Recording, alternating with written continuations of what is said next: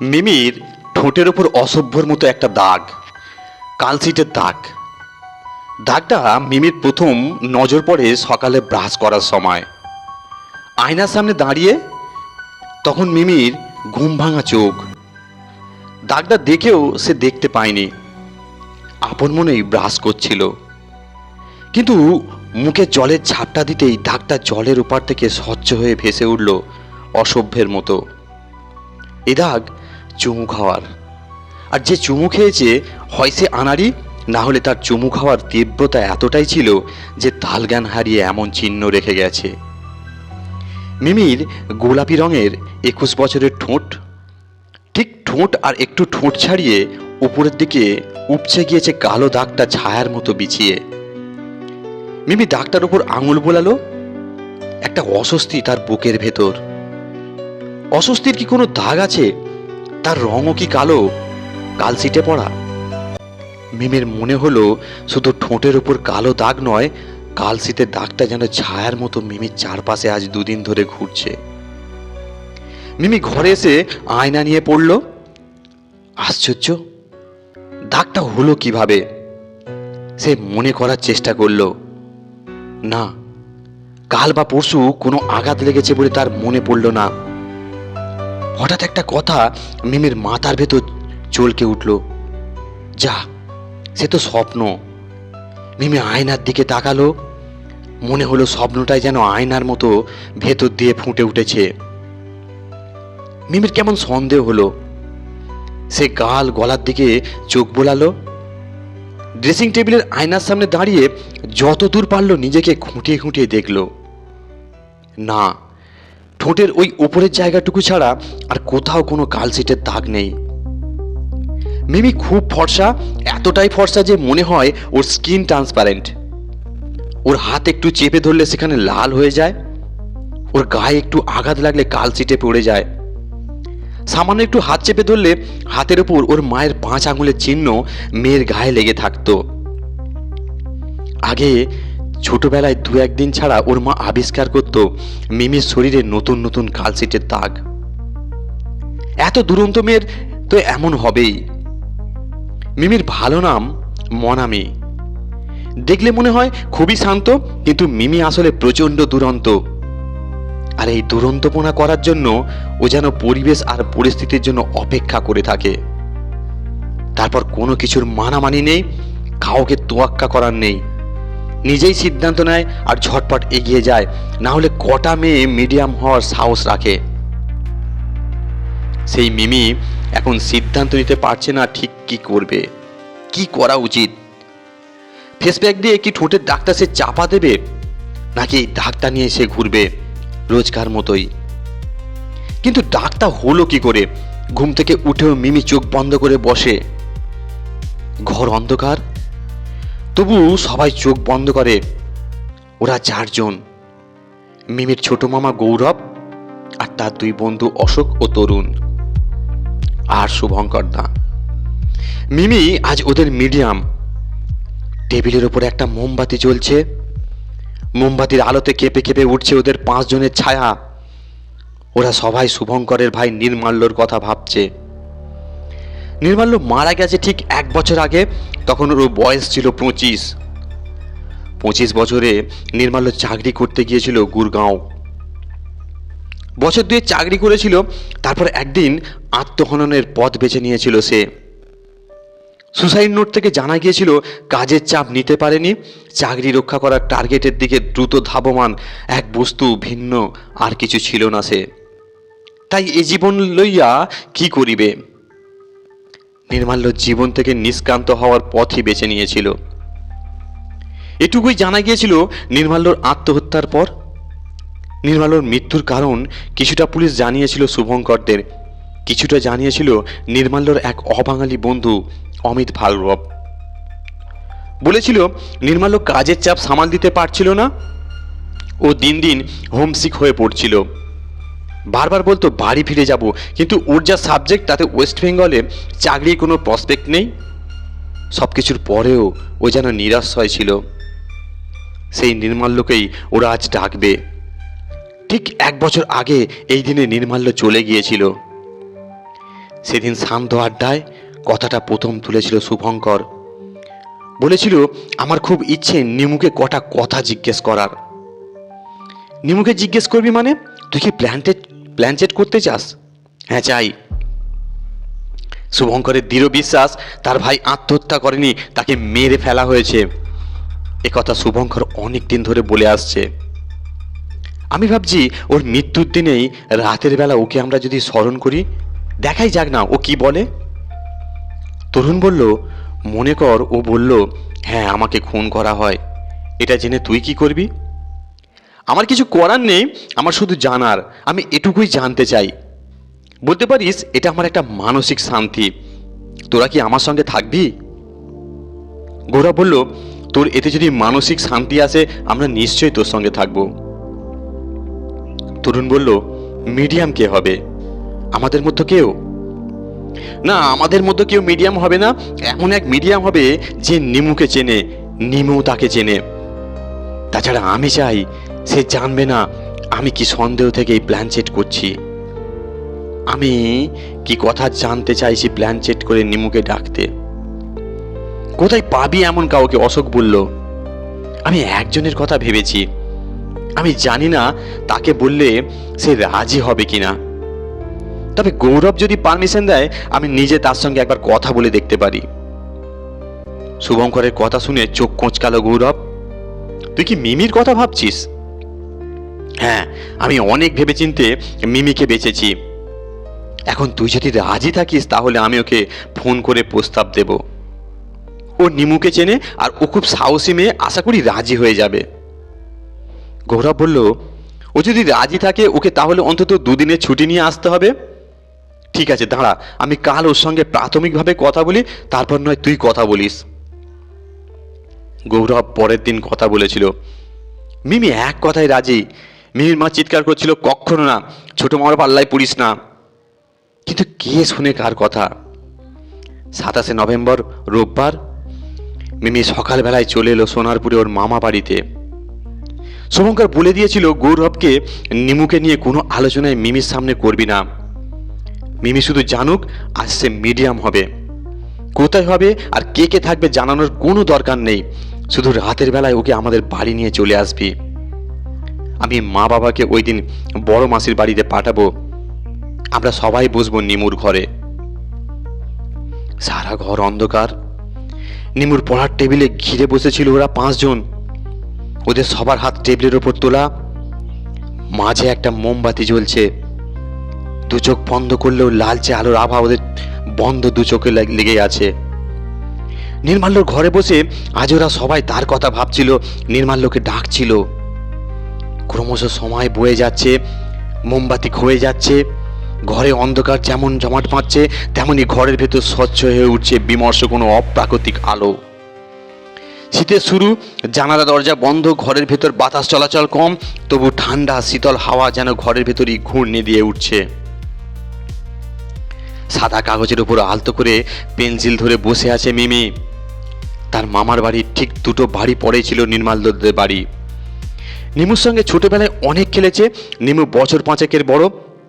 মিমি কখনো ওকে মামা বলেনি, ওকে নিমুদাই বলতো। নিমুকে দাদা বলার জন্যই শুভঙ্করও হয়েছিল শুভদা। বড় হওয়ার পর মিমি মামার বাড়িতে কমই আসতো। মাঝে সাঝে পথ চলতি দেখাও হয়ে যেত নিমুদার সঙ্গে, তখনই যা কথা। বরং শুভঙ্কর গৌরবের বন্ধু হওয়া সূত্রে তার সঙ্গে বেশি দেখা হতো মিমির। শুভঙ্করদের বাড়িটা একতলা, বেশ পুরনো বাড়ি। মোটা মোটা দেয়াল, দেওয়ালে মোটা সোটা টিকটিকি। টিক টিক টিক যেন কেউ পেন্সিল ঢুকে আওয়াজ করলো কাঠের টেবিলে। টেবিলে সাদা কাগজের উপর তামার পয়সা। শান্ত সমাহিত গলায় কথা বললে উঠল শুভঙ্কর, নিমু তুই কি এসেছিস? টিক টিক টিক, তোকে অনেকদিন দেখিনি, কথা বলিনি, তাই তোকে ডাকলাম। তোর আসতে কষ্ট হয়নি? পেন্সিল ঢোকার কোনো আওয়াজ নেই। শুভঙ্কর বলল, আমার কথার উত্তর তুই কাগজে ইয়েস নো করে লিখতে পারিস, আমরা পরে তোর উত্তর দেখে নেব ভাই। খসখস করে পেন্সিল চলল। শুভঙ্কর বলল, তোকে কেন ডেকেছি জানিস? সত্যি কথা বল তো, তোকে কি খুন করা হয়েছে? খসখস করে পেন্সিল চলল। যদি সুসাইড করিস তবে তোর মৃত্যুর কারণ কি শুধু চাকরি? খসখস করে পেন্সিল ঘুরছে সাদা কাগজে। তুই কেমন আছিস? মিমির হাত থেকে পেন্সিল পড়ে গেল। ধরাস করে উঠে দাঁড়ালো শুভঙ্কর। আলোটা জ্বেলে দে, ও চলে গেছে। অশোক লাফিয়ে উঠে আলো জ্বেলে দিল। মিমি টেবিলের উপর এক হাত ছড়িয়ে মাথা রেখে শুয়ে আছে। গৌরব ওকে ডাকলো। ধরপড় করে উঠে বসলো মিমি। বলল, আমি কি ঘুমিয়ে পড়েছিলাম? গৌরব বলল, কোথায় ঘুমালি? আলো জ্বলতেই তো তুই চোখ খুললি। মিমি হাসলো। ও, আমার মনে হলো আমি ঘুমিয়ে পড়েছি। গৌরব শুভঙ্করের দিকে তাকালো। দেখলো শুভঙ্কর টেবিল থেকে সাদা কাগজটা তুলে নিয়ে এক দৃষ্টিতে তাকিয়ে আছে। গৌরব, তরুণ, অশোক সবাই কাগজের উপর ঝুঁকে পড়ল। একটা ইয়েস আর 5-6টা নো সারা কাগজটা জুড়ে ছড়িয়ে আছে। কোনটা কোন প্রশ্নের উত্তর কোনোভাবেই বোঝার উপায় নেই। শুভঙ্কর বলল, এই ইয়েসটা কিসের? তরুণ বলল, নিমু তুই কি এসেছিস, এটা তার উত্তর। এই উত্তরটা নিমু পেন্সিল ঠুকে দিয়েছে। শুভঙ্কর বলল, আমি খুনের প্রশ্ন করার আগে ইয়েস নো লেখার কথা বলেছি। কাগজটার দিকে এক দৃষ্টে তাকিয়ে গৌরব বলল, তাহলে ভালো করে দেখো, দেখে বলো কোন উত্তরটা আগে লিখেছে কোনটা পরে। অশোক বলল, এটা কেউ বলতে পারবে না, সব মিলেমিশে ঘেঁটে গেছে। শুভঙ্কর হতাশে মুখে না মাথা নাড়ে। পুরো ব্যাপারটা আনাড়ির মতো হয়ে গেল, কিছুই পরিষ্কার নয়। গৌরব বলল, শুভ, আমি মিমিকে দিয়ে আসি। মিমি বলল, আমি কি কোনো ভুল করলাম? কিছুই তো বুঝলাম না। কোনো ভুল নয়, ঠিকই আছে, একসঙ্গে অশোক আর তরুণ বলে উঠল। গৌরব বলল, আমি মিমিকে বাড়ি পৌঁছে দিয়ে আসছি। আজ ওরা 4 জনেই এ বাড়িতে থাকবো। 2টো বাড়ি পরেই মিমির মামার বাড়ি। মিমি বলল, তোমাকে আর যেতে হবে না, আমি চলে যাচ্ছি। না না, আমি তোকে একা ছাড়লে মা চিৎকার করবে। রাস্তায় নেমে মিমির মনে হলো তার পাশে পাশে কেউ হাঁটছে। বাঁদিকে তার ছোট মামা গৌরব থাকলেও ডান দিকে আর একজন কেউ আছে। মিমির মনে হলো পা করে পা মিলিয়ে যে হাঁটলো সে বাড়ির ভিতর দরজা থেকে ফিরে গেল না, সে তার সঙ্গেই বাড়ির ভেতর ঢুকে পড়ল। মিমির দিদা বলল, আজ তোর ছোট মামার ঘরে শুয়ে পড়, তোর মামা শুভদের বাড়ি শোবে। কি ভেবে মিমি বলল, না, আমি তোমার কাছেই শোবো। বিছানায় শুয়ে মিমির মনে হলো বিছানায় তারা 2 জন নয়, আরো একজন শুয়েছে। তাকে দেখা যাচ্ছে না ঠিকই, কিন্তু তার অস্তিত্ব বেশ টের পাওয়া যাচ্ছে। অস্তিত্ব না অস্বস্তি। তবু আজ মিমির 2 চোখে ঘুম নামলো ঘন আটা হয়ে। আর ঘুমের মধ্যে নির্মাল্য এলো। নির্মাল্য এসে কোনো কথা বলল না, চুপ করে শুয়ে থাকলো মিমির পাশে। অন্য সময় মিমির এত কাজ ঘেঁষে নির্মাল্য শুয়ে থাকা দূরের কথা, দাঁড়ানোর সাহসী পেত না। মাঝরাতে একবার ঘুম ভাঙতে মিমি ওর দিদাকে বলল, আমার দিকে আরো সরে এসে শোও। দিদা সরে এলো, বলল, কি ব্যাপার বলতো, তুই কি ভূতের ভয় পাস নাকি? বাড়িতে তো একাই থাকিস। মিমির মনে হলো নির্মাল্য শরীর ছোট করে সরু করে আরো যেন মিমির দিকে সেটে এলো, কিন্তু বিছানা থেকে মুখ তুলল না নির্মাল্য। যেমন শুয়েছিল তেমনই শুয়ে থাকলো। মিমির মনে হলো ও যেন সেফ ঘুমাতে চায়। বাড়ি ফেরার পথে আগের দিনের প্ল্যানচেট তার কাছে ঘেঁষে অন্য কারো থাকা মিমির ভুলে যেতে চাইল। কাল রাতের প্ল্যানচেট এবং রাতের বিছানার কথা সে মামার বাড়িতে ছেড়ে এলো, কিন্তু তারপরেও গত 2টো দিন একা হলেই তার মনে হচ্ছে সে ঠিক একা নয়, তার পাশে যেন কেউ চুপ করে দাঁড়িয়ে আছে। মিমি নিজেকে ধমকালো, হচ্ছেটা কি, বরং প্ল্যানচেটের কথা মজা করে জানালো দেবারুণকে। বাড়ি ফিরে সে একাই শুলো। মাঝে অবশ্য তার মা একবার বলেছিল, গৌরব যে প্ল্যানচেটের জন্য ডাকলো, তার কি হলো? মিমি বলল, আমি ঘুমিয়ে পড়েছিলাম, কিচ্ছু জানি না। ভালো হয়েছে, মিমির মা নিশ্চিন্তের হাসি হাসলো। কিন্তু মিমির মনে হচ্ছে প্ল্যানচেটের পরে কেউ কেউ কেন নির্মাল্য তার সঙ্গে ঘুরছে। নির্মাল্য নিমুদা তো এমন নির্লজ্জ ছিল না। তবে কদিন ধরে মিমি একা হলেই বেশ বুঝতে পারে নির্মাল্য চুপ করে দাঁড়িয়ে। সেদিন ইউনিভার্সিটিতে একটা ক্লাস অফ ছিল, বাইরে বেশ আরামদায়ক রোদ, সবাই দল বেঁধে বেরিয়ে গেল, ওকেও ডেকেছিল, মিমি গেল না। ডেস্কে মাথা দিয়ে 2 চোখ বন্ধ করে বসেছিল। হঠাৎই দেখলো সামনে নির্মাল্য প্রচণ্ড রোদে পুড়ে যাচ্ছে। শেষ নভেম্বরের রোদ যখন সবাই গায়ে পিঠে মেখে ঘুরছে, তখন নির্মাল্য দাউ দাউ করে পুড়ে যাচ্ছে। এই রোদে তুমি পুড়ে যাচ্ছ, এই চাকরি তোমার চাপ হয়ে গেল। নিমুদা, নিমুদা, ডাকলো মিমি। চিৎকার করে বলল, রোদ সইতে না পারলে এখানে ছায়া আছে, চলে এসো। নির্মাল্য শুনতে পেল না, বোকার মতো দাঁড়িয়ে পুড়ে গেল। এমন সময় ভাইব্রেটের দেয়া ফোনটা মিমিকে নাড়িয়ে দিল। ফোনের ওপারে দেবারুণ। ফোন ধরতেই দেবারুণের লাফ দেয়া গলা, মিমি ফোন ধরতে এত দেরি করলে কেন? একটা দুর্দান্ত নিউজ আছে, আমি দিল্লি ছেড়ে চলে যাচ্ছি। বেঙ্গালুরুতে একটা দুর্দান্ত অফার পেয়েছি, প্রচুর টাকা, ওরা ফরেনেও পাঠাবে। আমি 2 ডিসেম্বর বেঙ্গালুরু শিফট করছি, তার আগে একবার কলকাতা ঘুরে আসবো। মিমি কানে ফোন চেপে কথা খুঁজলো। দেবারুণের সঙ্গে ফোনে কালো কথা হয়েছে, তখন তো দেবারুণ একটাও কথা বলেনি। দেবারুণ বলল, কি তুমি খুশি তো? আমি বলেছিলাম না আমি পারবো, এটা আমার অ্যাচিভমেন্ট। যে পোস্টে যাচ্ছি, যা পার্কস তা তুমি ভাবতেও পারবে না। এবার বাড়ি গেলে তুমি যেভাবেই হোক 2 দিন ম্যানেজ করবে, মন্দারমণি ঘুরে আসবো। মিমির ঠোঁট কাঁপলো, ঠিক কি বলবে বুঝে উঠতে পারছে না। দেবারুণ বলল, কাল রাতে তোমায় ফোন করেছিলাম প্ল্যানচেটের গল্প শুনবো বলে। 3 দিন হয়ে গেল, তুমি এখনো ভূত নামানোর গল্পটা শেষ করলে না। যখনই বলছি তুমি বলছো পরে। মিমি বলল, ভূত নয়, অশরীরী আত্মা। হো হো করে দেবারুণ হাসলো। ভূত তো মনে হচ্ছে ইয়ং হ্যান্ডসাম। ঠিকই তো, তাকে কখনো ভূত বলা যাবে না, তাকে অশরীরী আত্মাই বলতে হবে। হ্যাঁ, নিমুদা আমার থেকে বছর 5 বড়, আর সত্যি সত্যি ওকে খুব দেখতে সুন্দর ছিল। নিমুদা মানে?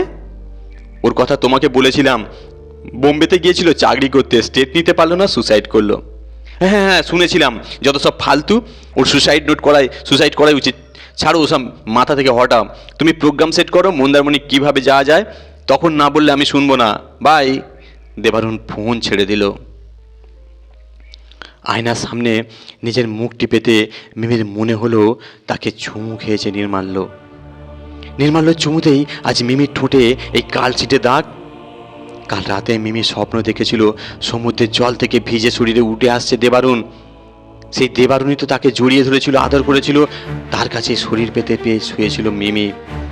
অথচ আজ সকালে তার মনে হচ্ছে স্বপ্নে যে ছিল সে দেবারুণ নয়, সে নির্মাল্য, নিমুদা। কিন্তু এভাবে নিমুদা কেন তার কাছে এলো? নাকি নিমুদা তার শরীরের ভেতরই সন্তর্পণে বাসা বেঁধে আছে? তবে সে কি করবে? মিমির কান্না পেল, কিন্তু সহজে কেঁদে ফেলার মেয়ে সে নয়।